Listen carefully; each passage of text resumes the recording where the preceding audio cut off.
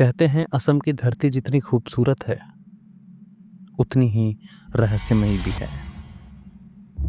यहाँ की नदियों और धानों के खेतों के बीच कुछ ऐसी दास्तानें दबी है जिन्हें सुनकर लगता है कि धरती पर नरक भी हो सकता है। बराक घाटी के भीतर एक छोटा सा गांव था, भेंगा। आज वो आधा उजड़ा पड़ा है।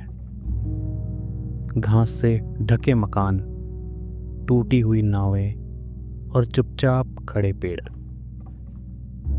लेकिन 50 साल पहले ये गांव जिंदा था, हंसी, गीत और त्योहारों से भरा। गांव में एक औरत रहती थी, मंगला।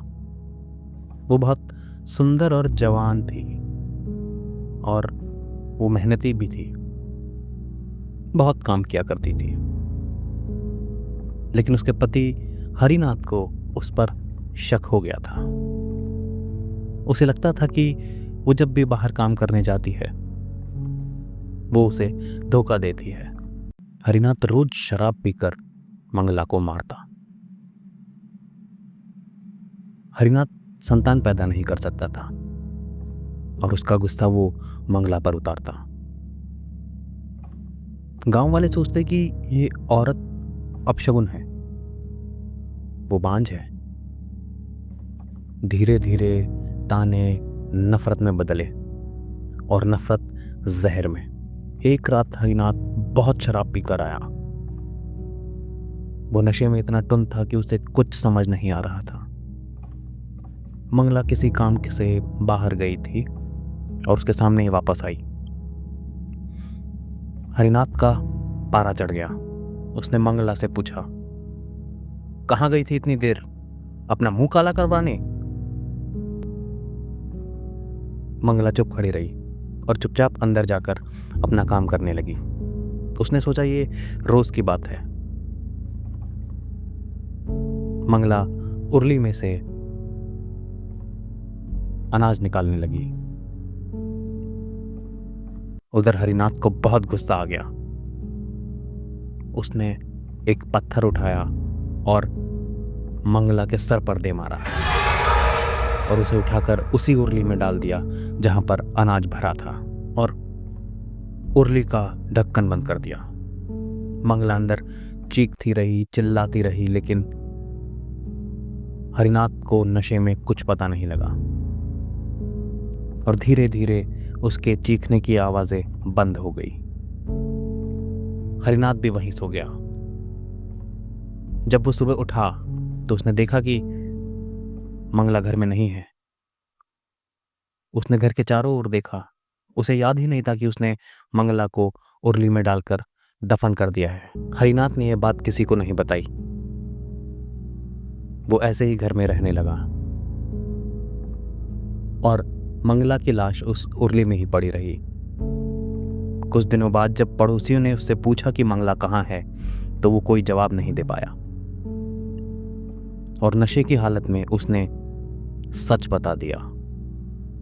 उस दिन पुलिस घर आई और हरिनाथ को पकड़ कर ले गई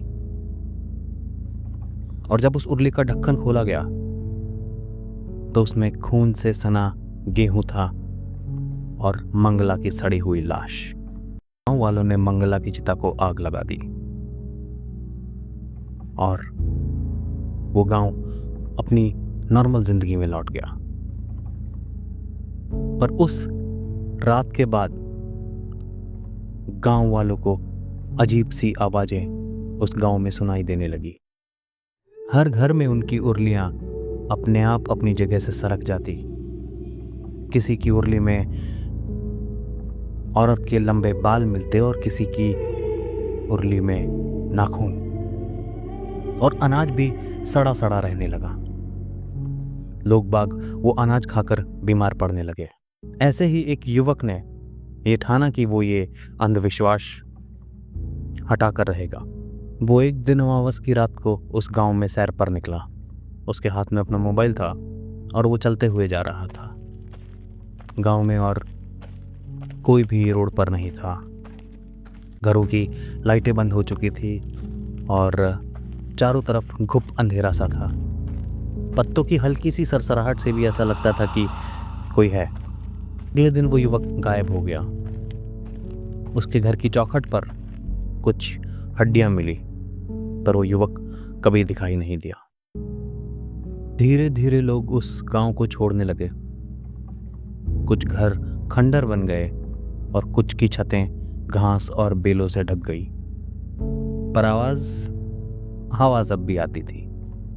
रात के अंधेरे में जब भी हवा चलती तो दूर किसी जगह से कोई घसीटने की आवाज आती।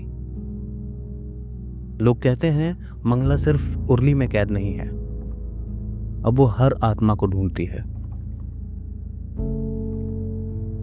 ऐसे ही कई साल बाद एक शिकारी उस इलाके में आया।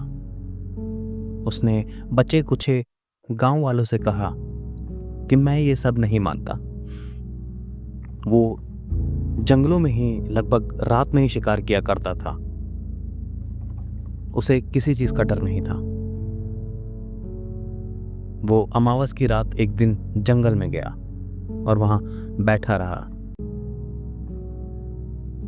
उसने देखा कि आधी रात तक कुछ नहीं हुआ। सामान्य जंगल, पत्तों की सरसराहट, झिंगुर के बोलने की आवाज, उल्लू के बोलने की आवाज, पर कुछ नहीं। तभी उसने अचानक किसी चीज के घसीटने की आवाज सुनी और उसने देखा कि एक उर्ली उस जंगल में अपने आप घिसट रही है। सुबह जब गांव वाले देखने पहुंचे तो शिकारी का पता नहीं था। वहां सिर्फ वो भारी उर्ली पड़ी थी, वही उर्ली जिसमें मंगला को दम घोट कर मार दिया गया था। और उसके अंदर कुछ नहीं था, सिर्फ शिकारी की खोपड़ी। अब वो गांव बिल्कुल शांत है। वहां कोई नहीं रहता। टूटे फूटे खंडर बचे हैं, उन पर भी जंगली बेलों ने अपना कब्जा जमा लिया है। पर कभी कभी वहां आज भी किसी उर्ली के घसीटने की आवाज आ जाती है।